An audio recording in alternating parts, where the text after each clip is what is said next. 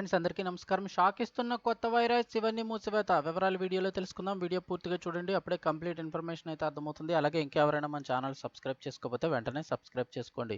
ప్రభుత్వం నుంచి వచ్చే ముఖ్యమైన అప్డేట్స్ అన్ని మిస్ కాకుండా మీకు ముందుగానే తెలియజేయడం జరుగుతుంది. చాలామంది వీడియోస్ చూస్తున్నారు కానీ సబ్స్క్రైబ్ చేసుకోవడం లేదు ఫ్రెండ్స్. దయచేసి సబ్స్క్రైబ్ చేసుకోండి. సబ్స్క్రైబ్ చేసుకోవడం వల్ల నేను చేసే ప్రతి వీడియో మీరు ముందుగానే పొందగలుగుతారు. ఇంకా వివరాల్లోకి వెళ్ళిపోదాం. ఆదిలాబాద్ మన్యం జ్వరాలతో మంచం పట్టింది. ఉమ్మడి ఆదిలాబాద్ జిల్లాలో జ్వరపీడితులు రోజురోజుకి పెరిగిపోతున్నారు. ప్రభుత్వ ఆసుపత్రుల్లో పరీక్షలు చేయించుకున్న అధికారిక లెక్కలు చూస్తేనే ఉమ్మడి ఆదిలాబాద్ జిల్లాలో 300కు పైగా డెంగ్యూ కేసులు నమోదు కావడం జ్వరాల తీవ్రతకు అద్దం పడుతోంది. ఇక ప్రైవేట్ ఆసుపత్రుల్లో జ్వరాల బారిన పడి చికిత్స పొందుతున్న వారి సంఖ్య భారీగా ఉంది.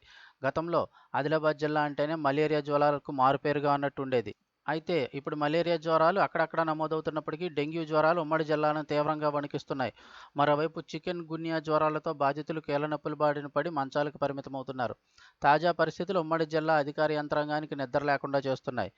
ఉమ్మడి ఆదిలాబాద్ జిల్లాలోనే డెంగ్యూ జ్వరాలు ఉధృతంగా పెరుగుతున్నాయి. ముఖ్యంగా ఆసిఫాబాద్, ఆదిలాబాద్, నిర్మల్ జిల్లాల్లో జ్వరాల తీవ్రత ఎక్కువగా ఉందంటున్నారు.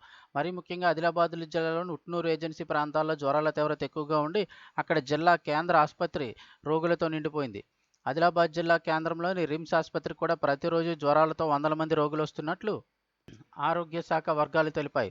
ఒక రిమ్స్లోనే గత జూన్ నెల నుంచి ఇప్పటిదాకా 87 మందికి డెంగ్యూ పాజిటివ్ తేలింది. ఇక జిల్లాలో ఉట్నూరు సహా బోధ్ బజార్, హత్నూర్, అలాగే నేరడిగుండి, తాంసీ, తలమడుగు, నర్సాపూర్, భీంపూర్ తదితర అటవీ ప్రాంత ప్రాథమిక ఆరోగ్య కేంద్రాల్లో కూడా జ్వరాల కేసులు భారీగా నమోదవుతున్నాయి.